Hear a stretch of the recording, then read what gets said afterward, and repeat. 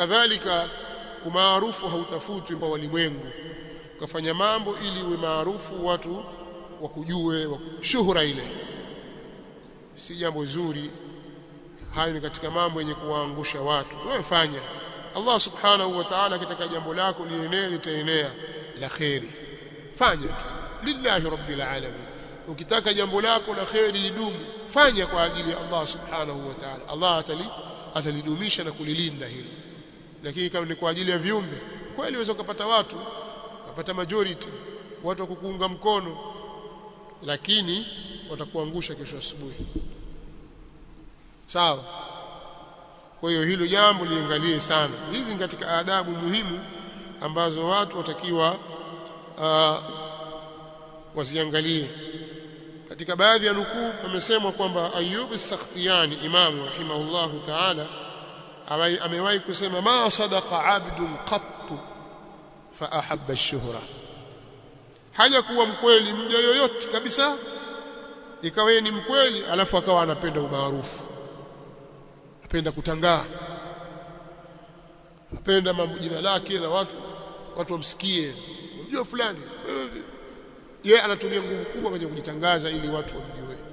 mtu huyu hajawahi kuwa mkweli hata siku moja na pia Sufyan ath-Thawri aliwahi kumwambia Abdullah ibn Mubarak iyyaka wash-shuhra fama ataitu ahadan illa waqad naha 'ani ash-shuhra tahadhari na kutafuta umaarufu ni kutangaa sijamuendea mtu yoyote isipokuwa amelikataza jambo hili la mtu kutafuta umaarufu alhasil ni kwamba ni mambo ambayo inamuondoshia mtu ikhlas kwa kuwa anatafuta umaarufu na shuhura kwa watu ndio maana Imam Ibn al-Jawzi katika Sayyid al-Khatir ana maneno anasema inna ulama ad-dunya yanzuruna ila ar-riyasati fiha maulama wa dunia wanatazama kwenye uongozi katika hiyo dunia wayuhibbuna kathrata al-jam'i wath-thana'i na wanapenda kundi la watu wingi wa kundi la watu na wanapenda kusifiwa wa ulama al-akhirah bima'zil min ithari dhalik na wanawachuoni wa akhirah wakumbali na kulitaka hilo au kulipendelea hilo waqad kanu yatakhawafunahu wa yarhamuna man buliya bihi na walikuwa wanaliogopa hilo na wanamhurumia yule ambaye ameonjwa kwa hilo amejaribiwa kwa hilo hapa itakaifahamike ya kwamba katika mambo mabaya kabisa ni mtu kufanya mambo katika mujtama ili upate kundi kwa jina la dini wafanya jambo kwa jina la dini ili upate kundi la watu wakufuate utazame wewe wakuangalie wewe hili ni jambo baya lakini pia baya jingine zaidi kuna watu wajinasibisha na waraa na kwamba wao wana takwa wana hofu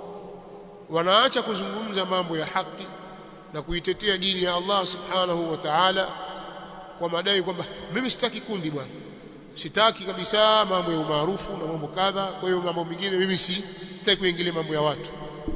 wakahesabu kwamba mtu kuzungumza jambo la haki na kuelimisha viumbe mambo ya haki ni kutafuta umaarufu bali wakawatuhumu watu wengine kwamba hawana lolote tafuta umaarufu tu kama ikiwa lengo ni kutafuta umaarufu huwezi kufanikiwa katika dini yako wala akhira katika dunia wala akhira pengine ukapata sehemu katika dunia lakini halitadumu jambo lako tumeelewana lakini kama kweli watafuta akhira na limetokea lilotokea basi wewe sikudhuru maneno ya wachangiaji maneno ya wenye comment kwamba fulani watafuta maarufu watafuta kundi kwa sababu kuna watu watafuta namna hiyo sio sasa yale maneno yasikurudishe nyuma ukaacha kusimamia katika jambo la haki nimeona nilitanabahisha hilo